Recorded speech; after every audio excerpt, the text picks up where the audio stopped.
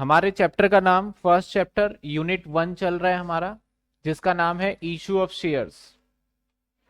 तो हम थोड़ा सा बैकग्राउंड लेके चलेंगे, और मैं ये मान के चलूंगा कि 12वीं क्लास में आपने शेयर कैपिटल अच्छे से नहीं पढ़ा है, उसी के अकॉर्डिंग मैं लेके चलूंगा।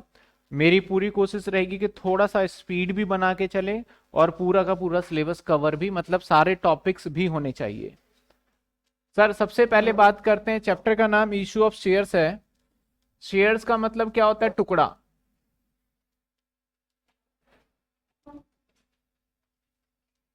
और दूसरे शब्द में बोले तो यहां पे मतलब है हिस्सेदार।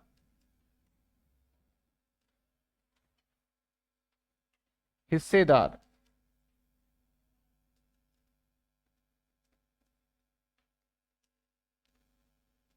ठीक है ना?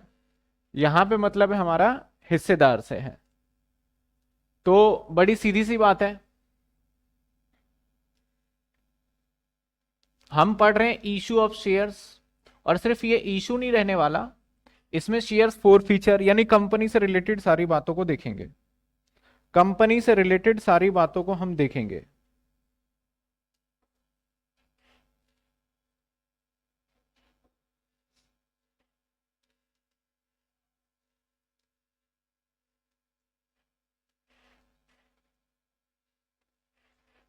ठीक है, सभी पहुंच गए हैं। नॉट विजुअल क्लियरली, बच्चे कह रहे हैं सर विजुअल क्लियरली नहीं है। एक बार बता दीजिए फटाफट से, क्लियर है या नहीं है? मैं रिफ्रेश मार देता हूं। हेडिंग इज, हेडिंग नहीं दिख रहा, ओके। चलिए, अब बताइए दिख रहा है आपको? बता दीजिए फिर मैं स्टार्ट करूं।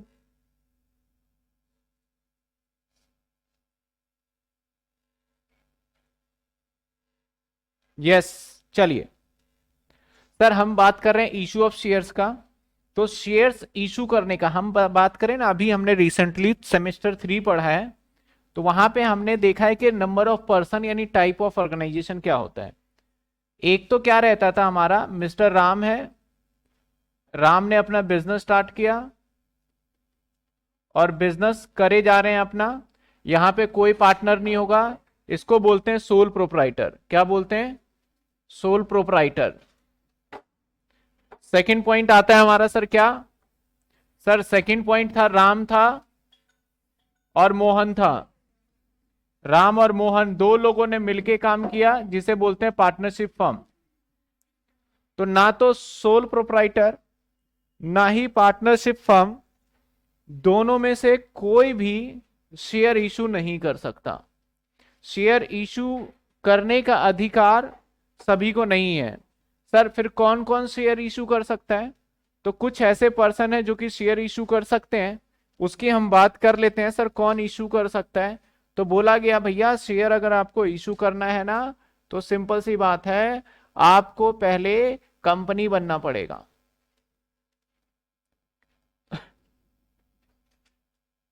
मैं भी चाहता हूं कि मेरी कंपनी का शेयर इशू हो।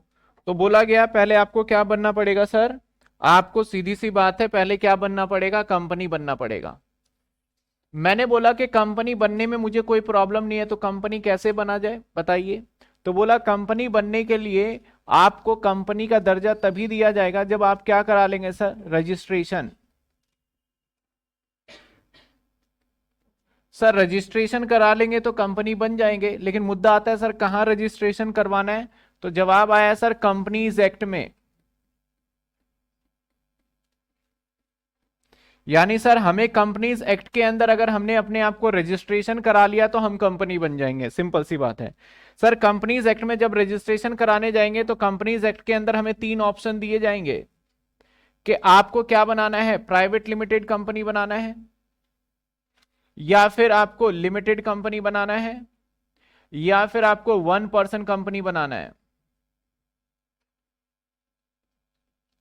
यानी हमें तीन ऑप्शन दिए गए, प्राइवेट लिमिटेड बनाना है, या लिमिटेड बनाना है, या 1% कंपनी बनाना है। तो सबसे पहले मेरा क्वेश्चन होगा कि भैया ये सारी बातें पूछेगा कौन?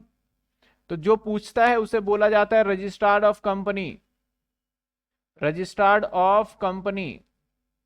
और रजिस्ट्रार्ड ऑफ कंपनी को मैं शॉर्ट फॉर्म में आज के बाद बोलूंगा आरओसी।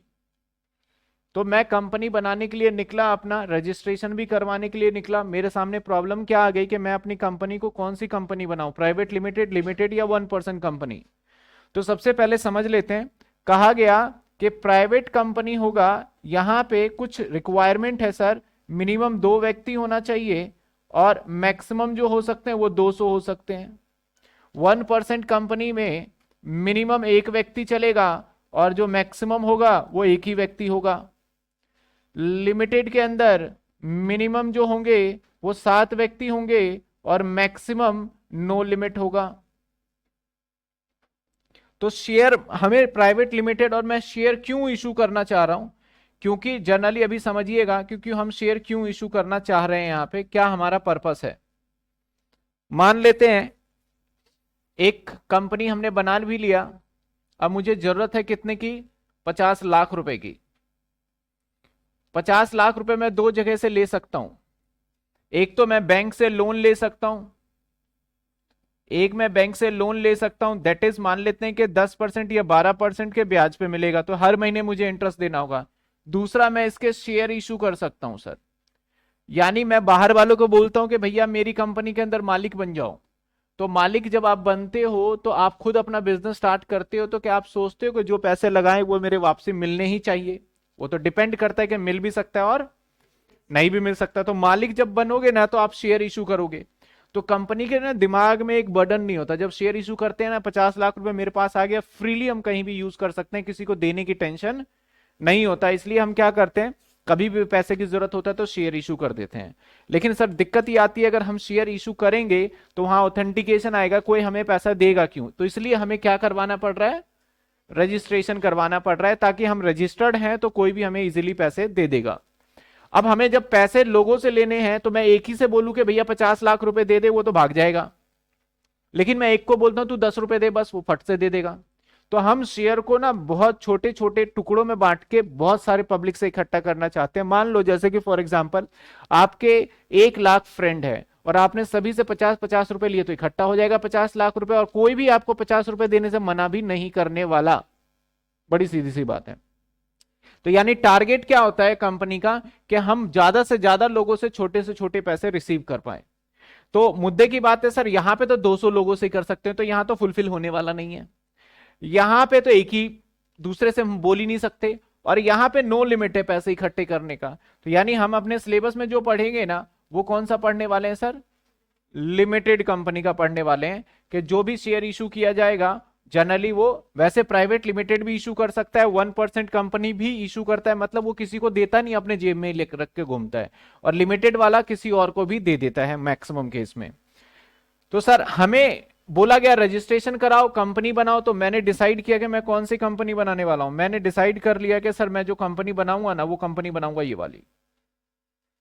जैसे ही ये कंपनी में बनाने के लिए गया, मैंने कंपनी बनाना था, किसके पास गया, रजिस्ट्रार के पास गया। रजिस्ट्रार ने क्या बोला, भैया कंपनी कौन सी बनाओगे, मैंने उसको ये बता दिया। अब रजिस्ट्रार मेरे से क्या बातें करता है, अब रजिस्ट्रार मेरे से बोलता है जाओ डॉक्यूमेंट लेके आओ, जाइए डॉक्यूमेंट लेके आइए आप, मैं आपकी कंपनी को रजिस्ट्रेशन करता हूं। मैंने बोला भैया कौन कौन सा डॉक्यूमेंट, रजिस्ट्रार यानी आरओसी ने बोला सबसे पहले तो आप ये बताइए आपका नाम क्या होगा, यानी आपकी कंपनी का नाम क्या रखोगे। नंबर दूसरा, आप बताइए कंपनी का ऑब्जेक्ट क्या होगा। नंबर 3, कंपनी का आप एड्रेस बता दीजिए। नंबर 4, आप कंपनी का यहां पे मुझे एड्रेस के साथ साथ मुझे कंपनी का लाइबिलिटी बता दीजिए, कितनी लाइबिलिटी रखोगे। नंबर 5, आप कंपनी का शेयर कैपिटल बता दीजिए। नंबर 6, कंपनी के आप मेंबर का नाम बता दीजिए, यानी जिसे बोलते हैं ना फाउंडर है, को फाउंडर, फाउंडर इस तरीके के शब्द सुने होंगे आपने। तो फाउंडर जो भी होगा उसके इसके अंदर ये बोला जाता है कि कंपनी के नाम बता दीजिए। तो ये 6 तरीके के डॉक्यूमेंट मांगेगा। पहले में नाम, जैसे मैंने लिख दिया सपोज करो शिक्षा धाम लिमिटेड, मैंने नाम बता दिया। फिर वो क्या करते हैं आरओसी वाले, नाम को चेक करते हैं कहीं इससे पहले ऐसा नाम है या नहीं है। अगर इससे पहले ऐसा नाम ही नहीं है तो बोलेंगे ओके ये पॉइंट डन। उसके बाद ऑब्जेक्ट, मैंने बोला कि मैं क्या करूंगा यहाँ पे क्लॉथ बेचूंगा या कुछ ऐसा काम बताऊंगा जो मैं करने वाला हूं। अगर मैंने यहाँ पे कोई इलीगल काम बोल दिया तो कंपनी मुझे रजिस्ट्रेशन करने नहीं देगा। सपोज करो मैंने बोला मैं गन सप्लाई करूंगा, तो वो मुझे देगा ही नहीं भाई। तो यानी यहाँ पे ऑब्जेक्ट भी आपको क्लियर बताना पड़ेगा, एड्रेस बताना पड़ेगा। आपने बोला मैं पाकिस्तान में बिजनेस करूंगा, बोलेगा भैया तुम तो वहीं जाओ। तो एड्रेस करने के लिए सबसे पहले क्या होगा आपका, कि एड्रेस सबको बताना पड़ेगा कि इंडिया में कहां करने वाले हो। और एड्रेस में आपको पूरा पता नहीं देना, आपको सिर्फ स्टेट का नाम देना है यहाँ पे। इसके बाद लाइबिलिटी, भाई तुम कितना कर्जा लेके काम करोगे, यानी पहले ये भी बताना पड़ेगा। जी हाँ, आपको रजिस्ट्रेशन टाइम पे ही सारी बातों को बताना पड़ने वाला है। इसके बाद शेयर कैपिटल, सर आप उसको बताइए कितने शेयर कैपिटल होंगे। यानी सर मैंने बोल दिया, सर मैं बोल देता हूं कि मुझे 50 लाख रुपए जरूरत है, तो मैंने बोल दिया सर यहाँ पे मैं फॉर एग्जांपल 10 रुपए का एक शेयर है, मैंने बोल दिया सर 5 लाख रुपए मैं रजिस्ट्रेशन करा लेता हूं। कंपनी में आरओसी ने क्या बोला, भाई एक बात ध्यान रखना, जितने कैपिटल आप बताओगे ना इतने ही कैपिटल आपके लाइफ टाइम रहने वाला है, इसे चेंज नहीं करोगे बाद में। आप चेंज करने का मतलब है बहुत बड़ी सरदर्दी है, बहुत टेंशन में आ जाओगे आप। तो आप मुझे उतना कैपिटल बता दो, आपको आज 50 लाख रुपए की जरूरत है ना, तो आप पहले ही ज्यादा बता दो मुझे, और जितना ज्यादा बता दोगे फिर उसमें से धीरे धीरे आप मुझे देते रहना। तो मैंने सोचा कि मैं इसे बता देता हूं 500 करोड़ शेयर। मैंने जैसे ही उसको बताया कि सर 500 करोड़ शेयर था, उसने बोला लाओ पैसे, फिर जितने शेयर बताओगे उसके ऊपर स्टैंप ड्यूटी लगेगा, उतने पैसे मुझे दो। तो यानी अपनी औकात में रह के उसको बताना है कि कितने पैसे आप दोगे उसे स्टैंप ड्यूटी। स्टैंप ड्यूटी बहुत नॉमिनल सा होता है, मान लेते हैं 1 करोड़ रुपए पे 500 रुपए ले रहे हैं सपोज करो, या 1 करोड़ पे आपका 50,000 रुपए लिया जा रहा है। हम एक स्टैंप ड्यूटी की बात कर रहे हैं, 1 करोड़ पे कितना लिया जा रहा है, 50,000। तो आप अगर 100 करोड़ कर दोगे तो तब भी तो बहुत सारा अमाउंट आपको पहले स्टेज, इनिशियल स्टेज पे ही देना पड़ेगा। तो यानी सर आप ना कंपनी को यह भी बताओगे कि आपके नंबर ऑफ शेयर्स कितने होंगे। यानी जब शेयर कैपिटल बताओगे तो क्या बताओगे, सर नंबर ऑफ शेयर्स। मैंने सपोज करो बोल दिया भैया 20 लाख शेयर, अपनी औकात के हिसाब से हमने बात करी और उसे बोला सर 20 लाख शेयर है, दैट इज नंबर है ये। और बोला भैया 20 लाख शेयर है तो ये भी तो बताओ एक शेयर कितने का होगा, यानी उसका फेस वैल्यू बताओ। एक शेयर मैंने बोला भैया 10 रुपए का शेयर होगा। तो मैंने जब रजिस्ट्रेशन कराया तो उनको ये दोनों बातों की जानकारी दी। क्या क्या बातों की जानकारी दी, कि कितने शेयर होंगे और कितने रुपए का एक शेयर होगा। तो जो मैंने ये रजिस्ट्रेशन कराते टाइम पे बता दिया ना, दैट इज हम क्या बोलते हैं इसको, हम 3-4 नाम से बुलाते हैं इसको। एक तो इसका नाम होता है हमारा ऑथराइज कैपिटल,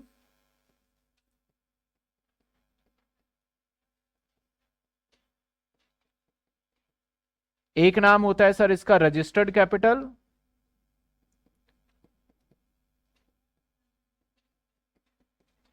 एक नाम होता है फ्लोटेड कैपिटल,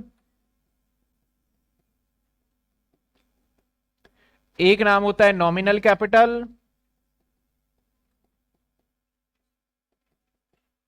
ये होता है हमारा जो नंबर की बात कर रहा था ना, उस नंबर की बात कर रहा हूं, ये सारी बातें यहां पे है।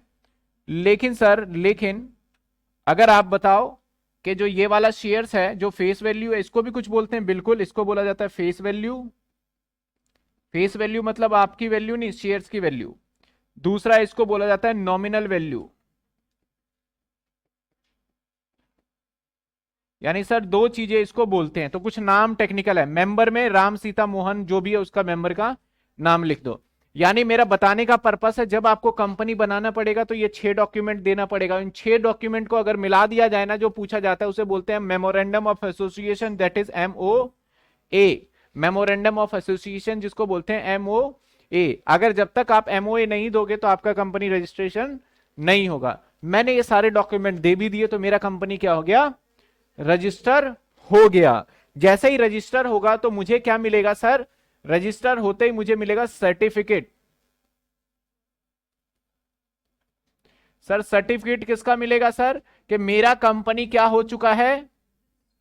और आपको चेक करना है तो आप आरओसी की साइड पे, जिसे बोलते हैं आपका मिनिस्ट्री कॉर्पोरेट अफेयर MCA की साइड पे जाके नंबर डालो, मैं एक रजिस्ट्रेशन नंबर दूंगा, पता चल जाएगा। जिस प्रकार आपका मैं आधार नंबर डालू वेबसाइट पे तो मुझे पता चल जाएगा किस नाम से है ये, तो सेम पता चल सकता है। और जैसे ही मेरा रजिस्ट्रेशन होगा कंपनी बोलेगा मुबारक हो, अपने कंपनी के नाम के आगे अब आप क्या लगा लो, सिर्फ लिमिटेड शब्द का इस्तेमाल कर लो।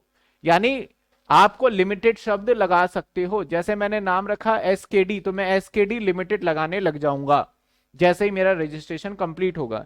इसका मतलब सर मैंने यहां पे अगर आप ध्यान से देखो तो मैं आपको बता रहा था कि मैंने रजिस्ट्रेशन कराते टाइम पे एक मेजरली क्या किया, मैंने कुछ शेयर्स रजिस्ट्रेशन कराए थे सर, कुछ शेयर्स रजिस्ट्रेशन कराए थे। और शेयर्स जो थे, अब शेयर्स क्या होता है, कुछ बच्चे पूछ सकते हैं कि सर शेयर्स क्या होता है। शेयर्स नॉर्मल एक क्या होता है, कागज का टुकड़ा होता है जिसको हम रजिस्ट्रेशन कराते टाइम पे करते हैं। और अब आज के टाइम पे ना ये फिजिकली बिल्कुल भी नहीं रहा, ये सारा इलेक्ट्रॉनिक मोड में हो गया है, लेकिन स्टिल अभी भी फिजिकल होता है। इसके ऊपर कंपनी का सब कुछ लगा होता है, यानी कंपनी की कॉमन सील लगी होगी, कंपनी का नाम होगा, कंपनी का सिग्नेचर होगा, कंपनी का नंबर ऑफ शेयर्स कितने दे रहे हैं, आपका नाम क्या है, सीरियल नंबर क्या है, ईच एंड एवरीथिंग आपको गिवन होगा। अगर मैं आपको थोड़ा सा शेयर्स का दिखा दूं कि सर शेयर्स कैसा होता है, तो शेयर सर्टिफिकेट आप गूगल करेंगे तो इजीली मिल जाएगा। शेयर सर्टिफिकेट,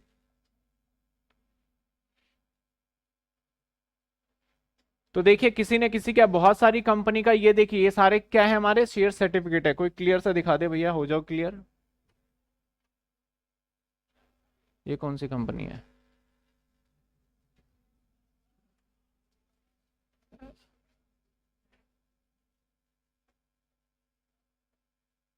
चलिए ये दिखा देते हैं। ये रेडकॉन का कोई शेयर है, ये रहा शेयर्स। ये रेडकॉन का कोई शेयर्स है, ये शेयर सर्टिफिकेट है। जब आप खरीदते हो ना किसी कंपनी से तो काइंड ऑफ इसी टाइप का आपको मिल जाता है। इसमें क्या क्या मेंशन होता है सर, ये प्रूफ है कि आपने कंपनी में पैसे लगाए। हो सकता है क्लियर ना हो, यहाँ पे आपका इक्विटी शेयर कितने हैं, कितने नंबर है, जैसे एक, उसका फेस वैल्यू कितने हैं, सर्टिफिकेट नंबर यहाँ पे गिवन होगा, registration number, each and everything. और कंपनी का यहाँ सिग्नेचर होता है, डायरेक्टर का सिग्नेचर होता है, मैनेजिंग डायरेक्टर का सिग्नेचर होता है, सब चीजें होता है। और ये प्रिंटेड फॉर्म में होता है। तो जो ये पर्चा फॉर्म फिल करके आपको दे दिया, दैट इज शेयर सर्टिफिकेट। आपको ये क्या मिल जाएगा, शेयर सर्टिफिकेट मिल जाएगा। बड़ी सीधी सी बात है। सर शेयर सर्टिफिकेट मिलेगा तो कंपनी कहां से देगी ये शेयर सर्टिफिकेट, जो कंपनी ने क्या करवाया हुआ है, ऑथराइज कैपिटल। बड़ी सीधी सी बात है, authorise capital. Sir authorise capital क्या होता है, ऑथराइज कैपिटल का मतलब जिस शेयर से कंपनी में अपने आप को रजिस्ट्रेशन करवाया होगा उसको बोला जाएगा sir authorise capital. Sir authorise capital कितने तरीके का होता है, इसके क्या यूज है, जैसे फॉर एग्जांपल मैंने अपने आप को रजिस्ट्रेशन करवा लिया 50 लाख शेयर से, ये नंबर है, और इसका फेस वैल्यू कितना है, सर फेस वैल्यू मैंने बोला 10 रुपए, FV फेस वैल्यू क्या है हमारा, 10 रुपए। तो शेयर्स कितने का था, 50 लाख, फेस वैल्यू कितने का था सर, 10 रुपए। इसका मतलब टोटल पैसा मैं कितना इकट्ठा कर सकता हूं, 50 लाख इंटू में 10 रुपए, 5 करोड़। अब मेरा मन नहीं है कि अभी 5 करोड़ जरूरत ही नहीं है कंपनी को, क्यों ले, तो कंपनी ने इस 50 लाख में से सपोज करो क्या करा, इशू कर दिए, यानी पब्लिक को बोला कि भैया आ जाओ मेरी कंपनी के शेयर खरीदो, और मैं सिर्फ 1 लाख शेयर बेचना चाहता हूं। तो कैसे बेचा जाता है, कंपनी क्या करता है, पब्लिक को बताने के लिए बैंक के अंदर इंफॉर्मेशन देता है, बैंक के अंदर आपका वहां एडवर्टीजमेंट करता है, टीवी में एडवर्टीजमेंट करता है, इंटरनेट पे एडवर्टीजमेंट करता है कि हम अपनी कंपनी का शेयर बेचना चाहते हैं, जिसे खरीदना है वो खरीद सकते हैं, जिसको हम IPO के नाम से भी जाते हैं, इनिशियल पब्लिक ऑफर। मैं बेचने के लिए गया 1 लाख शेयर, तो इसको ना टेक्निकल लैंग्वेज में क्या बोलेंगे हम, इशूड शेयर,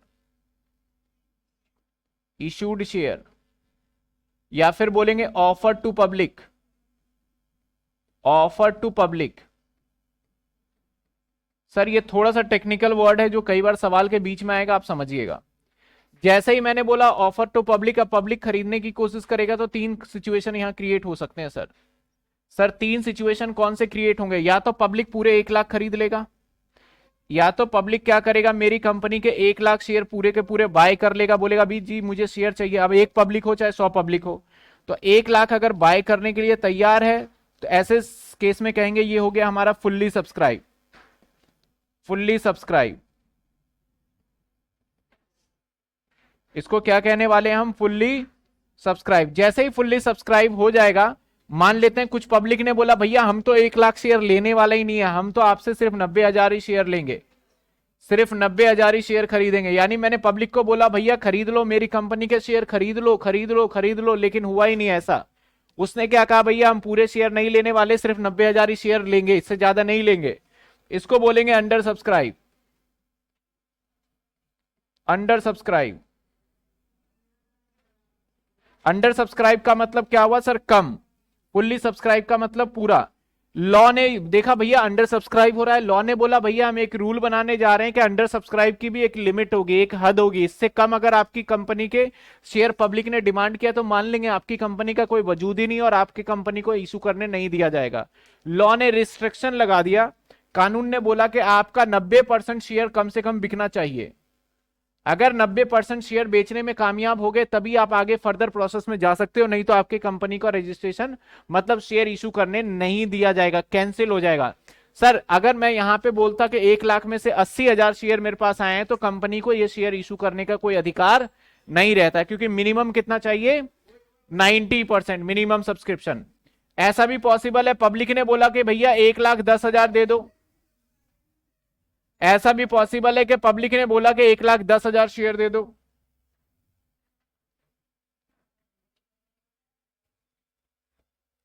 तो हम ऐसा थोड़ी है, जितना हमने पता है क्या हमने रजिस्ट्रेशन करवाया था 50 लाख, तो मैंने सेबी से हाथ जोड़ सेबी से भी और कंपनी बोर्ड से भी हाथ जोड़ के मैंने प्रार्थना करी थी कि मेरी कंपनी के शेयर को क्या कर दो, रजिस्टर कर दो। ठीक है, अब मैं जब इससे बेचने भी जाऊंगा ना निकाल के, तो ऐसा नहीं रजिस्टर्ड हो गया तो जैसे मर्जी बेच दे।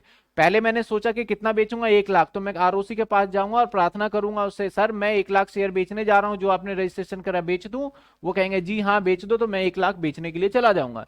लेकिन पब्लिक को बोला जाता है कि 7 दिनों के अंदर आप जो अप्लाई करेंगे अप्लाई कर सकते हैं, बाद में हम देखेंगे किसको देना है किसको नहीं देना। तो 7 दिनों के अंदर हो सकता है मेरी कंपनी की पॉपुलैरिटी बहुत ज्यादा हो और आपने बहुत सारे लोगों ने मिलकर शेयर क्या कर दिया हो, अप्लाई कर दिया हो, तो मेरे पास तो नंबर ऑफ शेयर ज्यादा ही आ जाएंगे, लेकिन मैं देने के लिए सिर्फ कितना मेरे पास राइट है? सिर्फ 1 लाख ही मैं दे पाऊंगा। तो जब ज्यादा शेयर आ जाते हैं ना, तो इस कॉन्सेप्ट को कहते हैं ओवर सब्सक्राइब।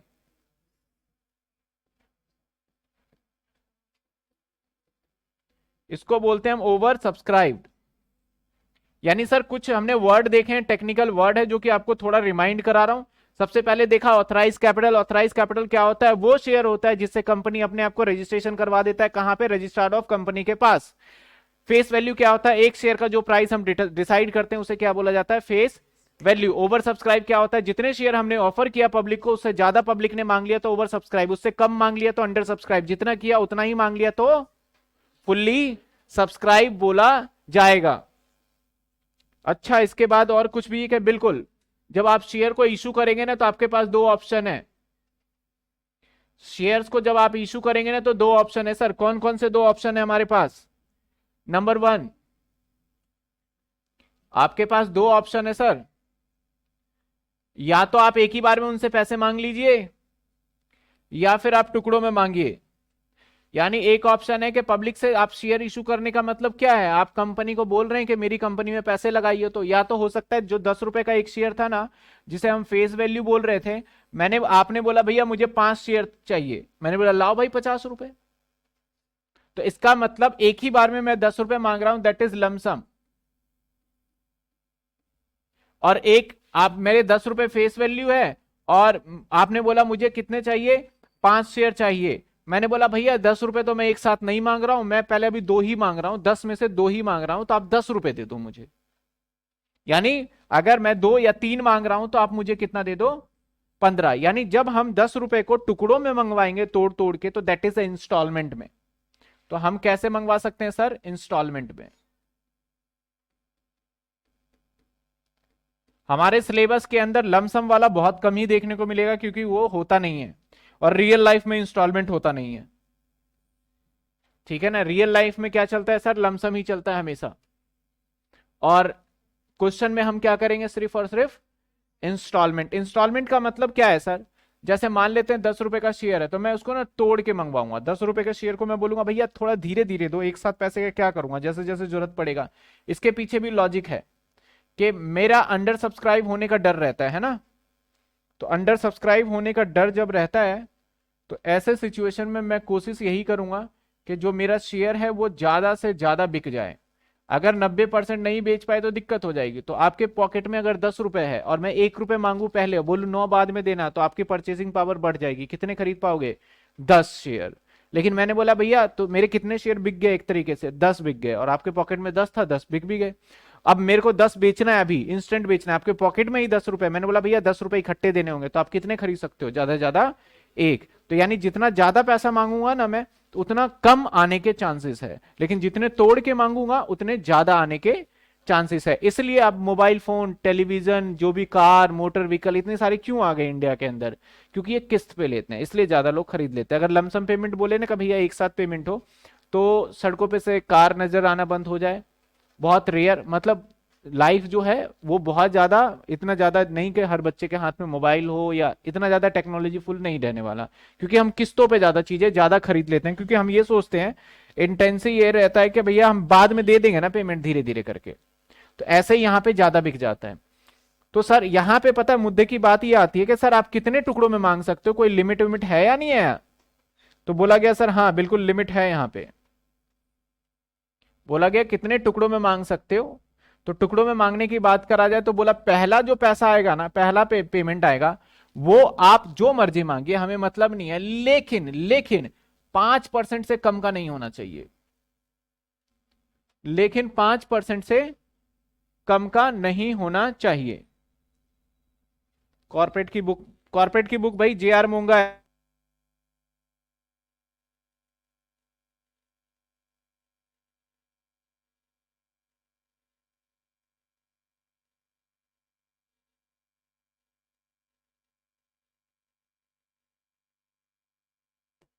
तो बड़ी सीधी सी बात है कि 5% का मतलब क्या है सर, कि आप ना पहली बार जो पैसे मांगेंगे ना, 10 रुपए का है, उसका एक टुकड़ा बोलेंगे भैया जाओ थोड़े कम लियो पैसे, तो 5% से कम मत मांगना। यानी आप 1 रुपए मांगना चाहते हो मांग लो, 10 रुपए का 1 रुपए कितना होता है, 10% के बराबर होता है। अब 10 रुपए का 5% कितना होता है, 50 पैसे के बराबर होता है। अगर मैं बोलूं कि भैया 30 पैसे दे दो तो अलाउड नहीं है, यानी मैं मिनिमम कितना मांग सकता हूं, 5%। मैं यहाँ पे मैंने सपोज करो क्या 2 रुपए मांग सकता हूँ, गवर्नमेंट ने बोला जी 2 रुपए तो मांगिए, 5% से तो ज्यादा ही है, 2 रुपए आप मांग सकते हैं। मैंने ठीक है ओके, मैं कितना मांग रहा हूं आपसे, पहली बार 2 रुपए, कुछ समय के बाद आप और लेके आइएगा। मैंने बोला कुछ समय के बाद कितना लाना है ये भी बता दो, मैंने बोला कि 3 रुपए ले आइएगा। फिर बोला कुछ समय के और बाद ले आओ, मैंने बोला 1 रुपए ले आओ। फिर मैंने बोला कुछ समय के बाद और ले आओ, मैंने बोला 2 और ले आओ। फिर मैंने बोला कुछ समय के बाद और ले आओ, मैंने बोला 1 और ले आओ। तो क्या ये टोटल 10 हुआ? 3 2 5 1 7 2 9 और एक 10 हो गया क्या पूरा ये? 3 2 5 1 6 2 8 और एक 9, अभी भी बच गया। इसका मतलब सर एक और मांग सकते हैं, मैं इसको 2 कर देता हूं, ज्यादा लंबा लेके नहीं जा सकता। तो सर मांगने की बात करें ना कि कितना मांगा जा सकता है, तो नो लिमिट, आप कितने भी इसके टुकड़े करके मंगवा सकते हो। लेकिन पहला टुकड़ा जो होगा वो 5%, दूसरे टुकड़े को आप 30 पैसे मंगा लो, 20 पैसे मंगा लो, 100 नंबर कर दो, कोई फर्क नहीं पड़ता। अब इन सभी का ना लॉ मेकर ने नामकरण कर रखा है। बोला गया पहली बार जो होगा ना उसे हम बोलेंगे शेयर एप्लीकेशन, उसको बोलेंगे शेयर एप्लीकेशन का पैसा। पहली बार जो होगा उसको बोलेंगे सर शेयर एप्लीकेशन। सर जो दूसरी दूसरी बार होगा ना उसे हम नाम देंगे, हमेशा वही रहेगा, शेयर अलॉटमेंट। शेयर अलॉटमेंट इनका नामकरण है ये। इससे ये अंदाजा होता जाता है कि ये भैया ये मांग रहे हैं, मैंने बोला अलॉटमेंट का पैसा लेके आओ जाओ, तो आप 3 रुपए लेके आओगे। मैं बोलूं एप्लीकेशन का लेके आओ तो आप कितना लेके आओगे, 2 रुपए। इसके बाद का जो होगा ना उसे क्या बोलेंगे सर, हम उसे बोलेंगे शेयर, शेयर फर्स्ट कॉल। इसके बाद जो होगा ना उसको बोलेंगे शेयर सेकंड कॉल। इसके बाद जो होगा उसे क्या बोलेंगे सर, शेयर थर्ड कॉल। लेकिन ये लास्ट है, तो लॉ मेकर ने इसका एक और नामकरण कर दिया, बोला भैया लास्ट है तो लास्ट वाले का एक और बढ़िया सा नाम दे दिया जाए। बोला इसको या तो आप थर्ड कॉल बोल दो नंबरिंग के हिसाब से, या फिर आप इसे क्या बोल सकते हो सर, फाइनल कॉल। इसे क्या बोल सकते हो आप, फाइनल कॉल बोल सकते हो। यानी जब शेयर्स को हम टुकड़े में मंगवाते हैं ना तो हर टुकड़े का अपना नाम है। पहले क्या होगा शेयर एप्लीकेशन, फिर क्या होगा हमारा शेयर अलॉटमेंट, इसके बाद के जो टुकड़ा होगा वो फर्स्ट सेकंड थर्ड फोर्थ 5 6 चलता जाएगा। तो यहां तक बातें क्लियर हुई हमें कि सर लमसम हुआ, लमसम का मतलब सर कितने लेके आने घर से, आपको बताओ, पूरे 10 रुपए। जाइए पूरे 10 रुपए लेके आइए अपने घर से, बात खत्म, इसे बोला जाएगा लमसम। और टुकड़ों में मंगाएंगे तो पहले को बोलेंगे एप्लीकेशन, दूसरे को बोलेंगे हम अलॉटमेंट, तीसरे फर्स्ट सेकंड थर्ड, चलता जाएगा। अब सर इसकी हमें क्या करनी है, जर्नल एंट्री करनी है। एक्चुअल में हमारे सवाल जो ये चैप्टर है ना वो पूरा जर्नल एंट्री बेस पे, तो इसमें क्या करना है, हमें जर्नल एंट्री करना है। लेकिन कुछ और टर्म्स आपको जानना जरूरी है सर, कुछ और टर्म्स जानना जरूरी है, जैसे कि कुछ और टर्म्स की बात करें, जैसे कि फॉर एग्जांपल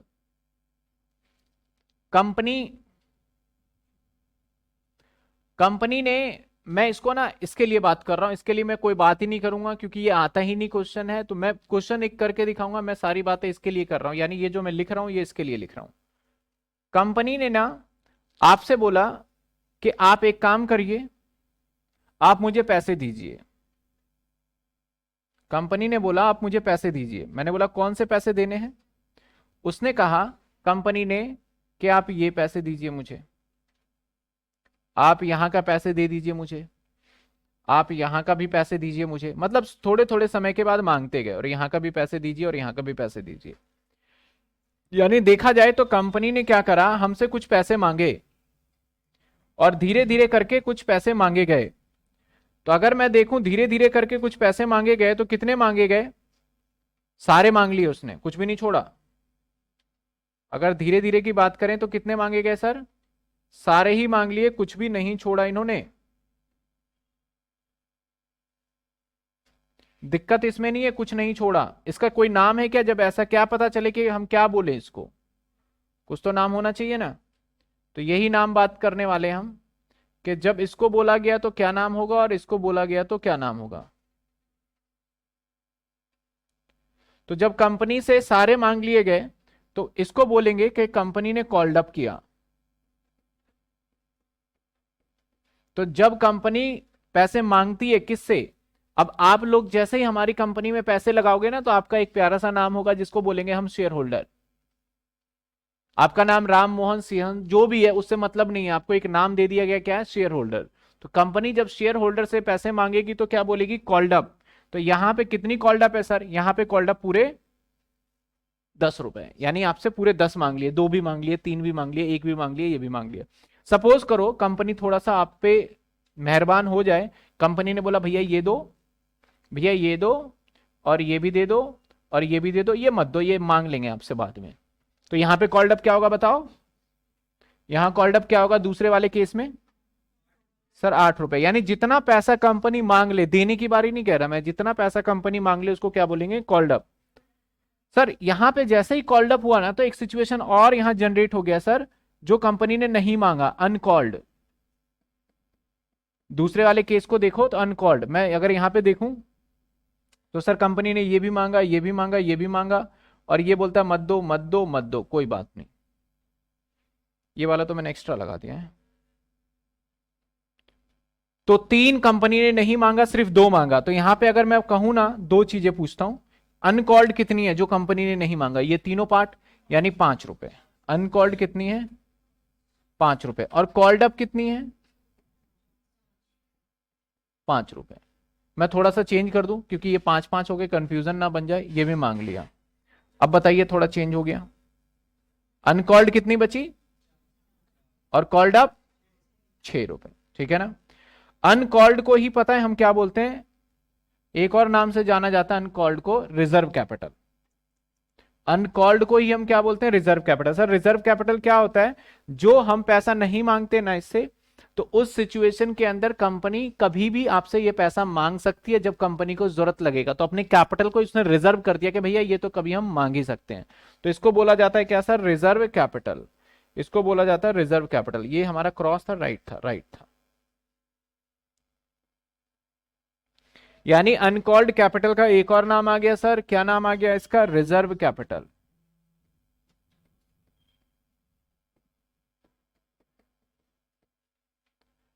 अब बात करते हैं शेयर होल्डर के पॉइंट ऑफ व्यू से। हमने तो मांग लिया, लेकिन शेयर होल्डर का अपना अपना ओपिनियन है कि भैया क्या देना चाह रहा है, क्या नहीं देना चाहिए। शेयर होल्डर ने बोला मैं ये भी दे रहा हूं, मैं ये भी दे रहा हूं, मैं ये भी दे रहा हूं, ये भी दे रहा हूं, मैं सब दे रहा हूं, जो जो मांगा आपने मैं सब दे दूंगा।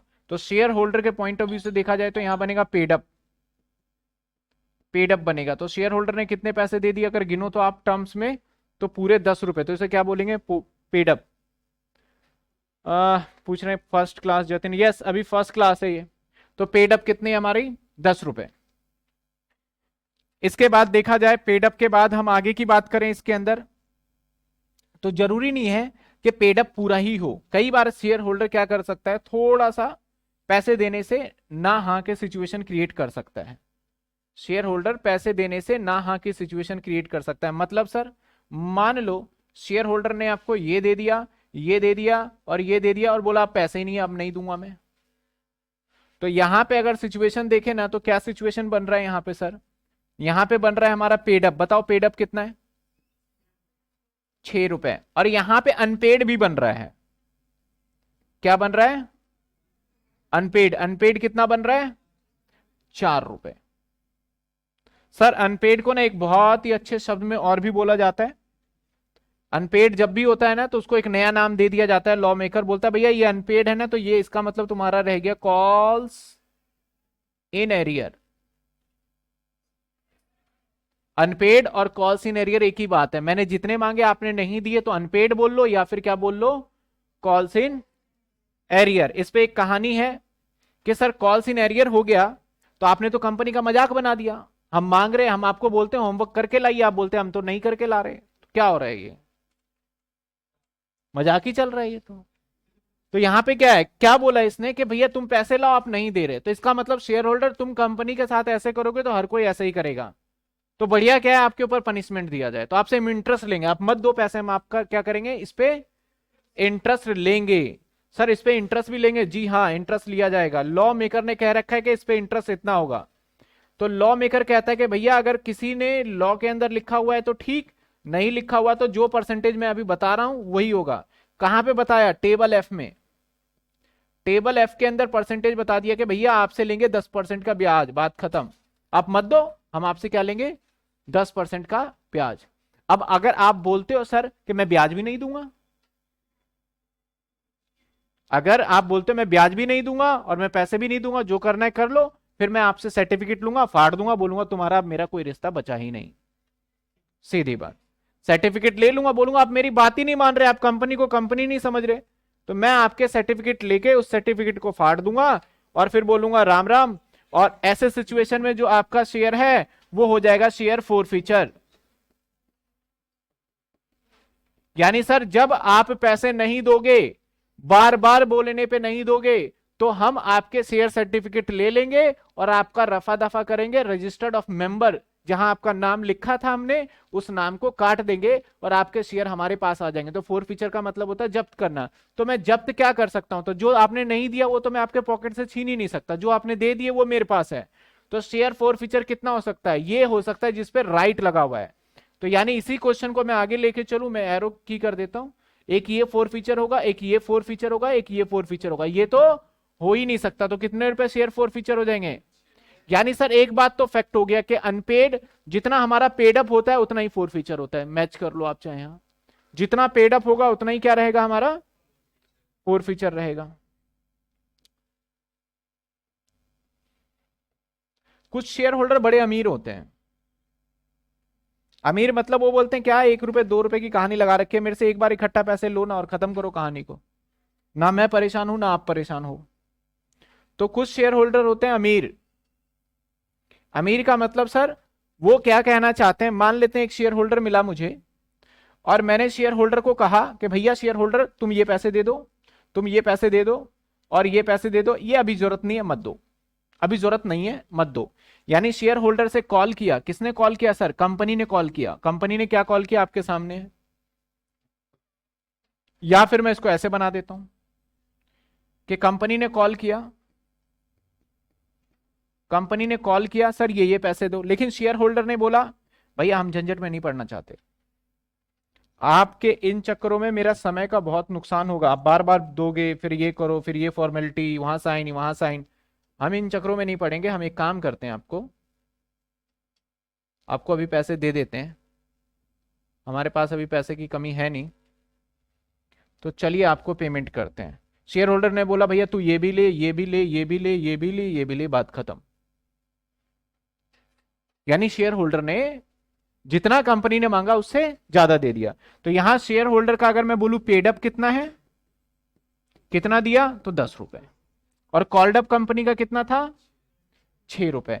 यहां पे शेयर होल्डर ने एक्स्ट्रा पैसे दिए, यानी जितना मांगा भी नहीं वो भी एक्स्ट्रा दे दिया, तो उसे बोलेंगे calls in advance. Calls in, sir कितने होंगे कॉल्स इन एडवांस, 4 रुपए। कॉल्स इन एडवांस कितने होंगे, 4 रुपए। लॉ मेकर कहता है भैया जब शेयर होल्डर ने पैसे नहीं दिए थे तो आपने बोला था कि मजाक लगा रखा है, पैसे नहीं दे रहे, बार बार मांग रहे, आपने क्या लगवा दिया उसके ऊपर, इंटरेस्ट लगवा दिया। अब आपको जब शेयर होल्डर ने पैसे दे रखे हैं तो आपने मजाक लगा रखा है, उसके रख लिए, उसके वापस करो, उसके क्या करो, आपको कोई एक्स्ट्रा पैसा दे जाएगा तो इसका मतलब आप अपने पास रख लोगे, ईमानदारी तो कुछ दिखाओ। कंपनी ने बोला भैया हम वापस नहीं करेंगे लेकिन आगे उससे नहीं मांगेंगे, बोला अच्छा यानी उसका पैसा आप इस्तेमाल करोगे, तो जो पैसा आपने उससे लिया है ना, तो अगर वो नहीं देता तो उसके ऊपर हमने फाइन लगाया इंटरेस्ट के रूप में, अगर आप उसके पैसे रख के चल रहे हो तो हम आपसे भी इंटरेस्ट लेंगे, यानी सर जो कॉल्स इन एडवांस होगा ना उसके ऊपर इंटरेस्ट चार्ज किया जाएगा, कितना लगेगा 12%। यानी शेयर होल्डर की गलती हो तो देगा 10%, कंपनी की गलती हो तो देगा, क्योंकि कमाई ज्यादा कंपनी की होती है ना, शेयर होल्डर की कितनी कमाई होगी, तो छोटा मोटा इन्वेस्टर रहता है, तो सर उसको इंटरेस्ट कितना देना पड़ेगा, 12% के हिसाब से इंटरेस्ट देना पड़ेगा। ये कहां लिखा हुआ है सर, टेबल एफ के अंदर, कंपनी लॉ के अंदर, ये पहले से प्री डिसाइडेड है, ऐसा नहीं है कि ये ऐसे, ये पहले से डिसाइडेड है, पहले पुरानी किताबों में 6 और 5 का चला करता था, वो बंद हो चुका है। तो कुछ बच्चे ऐसे भी हैं, यूट्यूब पे वीडियो डालता हूं तो पुरानी वीडियो अगर देख रहे होंगे तो वहां पे 6-5 मिलेगा, वो 6-5 नोट करके अगर एग्जाम में लिख के आ जाएंगे तो 6-5 नंबर हो जाएगा उनका। तो इसलिए भाई कॉर्पोरेट के अंदर, इनकम टैक्स के अंदर सिलेबस दिन पर दिन बदलता जाता है, तो लेटेस्ट क्लासेस को देखिए। मैं बच्चों को यही रिकमेंडेशन करता हूं, गूगल से डरिए, क्योंकि गूगल पे आप लोगों का इतना विश्वास हो गया जितना माता पिता पे विश्वास नहीं रहा है, गूगल पे बच्चे ज्यादा विश्वास करने लग गए हैं आजकल, वो लिख देते हैं। एक जगह मैं क्लिनिक में गया था, तो क्लिनिक में डॉक्टर के पास गया था, तो वहां उन्होंने बड़े अच्छे वर्ड में लिखा था कि कृपया करके गूगल पे आप जो भी मेडिसिन वगैरह देखते हैं उसको देखकर डॉक्टर ना बने, हम इतनी 24 से 25 साल मेहनत के बाद डॉक्टर बनते हैं, तो हमारी नॉलेज और गूगल की नॉलेज में आसमान जमीन का फर्क है। गूगल में वही बातें लिखी होती है जो कोई ना कोई टाइप करता है या कोई ना कोई फीड करता है तो वो मशीन, ऐसा तो नहीं है। तो सेम ऐसे कई बार हम क्या गलती कर लेते हैं इनकम टैक्स में, कॉर्पोरेट में, गूगल पे लिख दिया साहब। भैया अगर आपको इसकी सही डिटेल जानकारी चाहिए ना, तो जिसने बनाया है उसके घर पे जाइए, इसको बनाया किसने, एमसीए ने बनाया है, तो आप मिनिस्ट्री कॉर्पोरेट अफेयर्स के वेबसाइट पे जाइए, कंपनी लॉ के वेबसाइट पे जाइए, वहां सारी बातें ऑथेंटिकेटेड और अपडेटेड मिलेंगी। आप गूगल पे जाएंगे तो वहां पे शायद ना मिले, जैसे कि आप कई बार एप्लीकेशन पे कितने परसेंट होता है, आप कई बार ढूंढते ढूंढते परेशान हो जाएंगे, शायद 5% वाली बात ना मिले। ओवर सब्सक्राइब क्यों होता है हमारा, इसकी भी बारे में इंफॉर्मेशन ना मिले, तो इस बात का ध्यान रखिएगा आप कि गूगल पे करने से बेटर है कि आप या तो कोई अच्छे राइटर की किताब देख लीजिए और उसके हिसाब से पढ़िए तो ज्यादा बेटर है। चलिए सर, हमने क्या क्या देखा इसमें बेसिक सा, जितना पैसा कंपनी मांग लेती है, कंपनी बोलती है तू इधर मुझे इतने पैसे दे, कॉल्ड अप। अब जितने पैसे मांगे वो कॉल्ड अप। अब कई बार ऐसा हो सकता है कंपनी ने पूरे पैसे मांग लिए 10 के 10, जैसे पहले वाले एग्जाम्पल में कंपनी ने कितने मांगे सर, पूरे 10, तो यहां बोलेंगे फुल्ली कॉल्ड अप।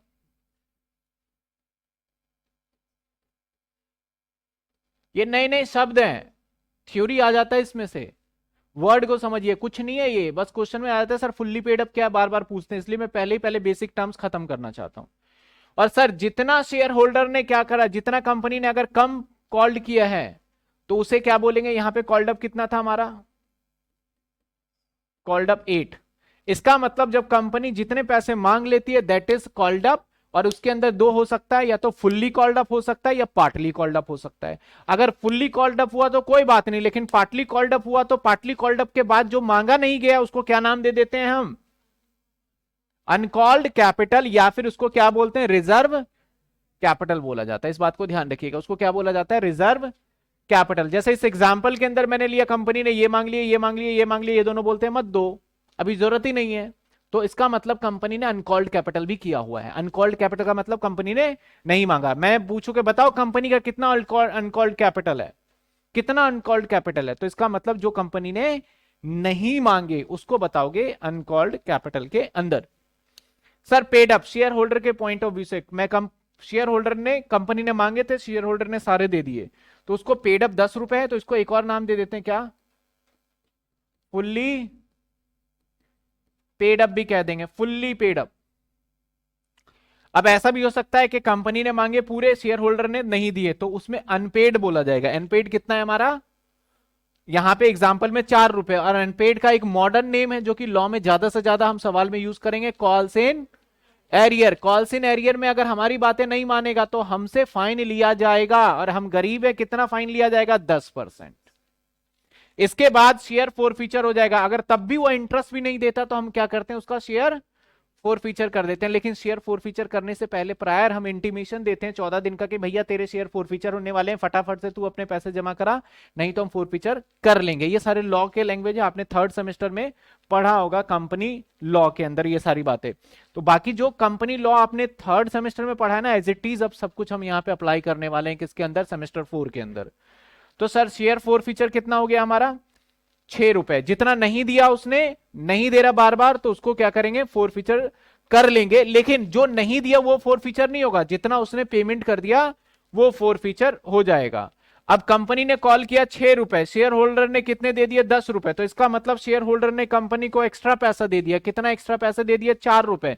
इस 4 रुपए को बोलेंगे कॉल्स इन एडवांस। जब कॉल्स इन एडवांस कंपनी ने हमारे पैसे रख लिए, तो अब हम कंपनी से ब्याज लेंगे, दैट इज कितने परसेंट के हिसाब से होगा हमारा, 12%। कौन बोलता है ये 12% वाली बात, टेबल नंबर एफ इस बात के बारे में बताता है। तो कुछ एक बेसिक टर्म्स है यहां पे जो कि आपने देखा, और इसमें कोई डाउट है तो आप पूछ सकते हैं। फिर हम आगे जर्नल एंट्री के फॉर्मेट पे जाने वाले हैं।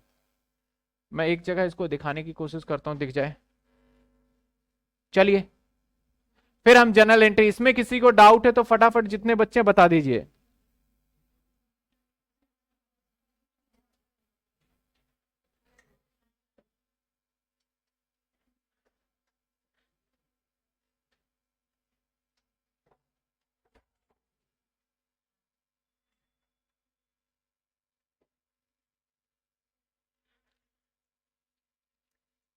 ठीक है, ट्वेल्थ में पढ़ा था, हाँ बेसिक बेसिक चीजें बता दिया है, ठीक है, ट्वेल्थ में पढ़ा, बहुत अच्छी बात है। चलिए आगे बढ़ते हैं। Carry forward, okay, setup and carry forward बोल रहे हैं बच्चे। इसके बाद हम क्या देखेंगे, बेसिक जर्नल एंट्री।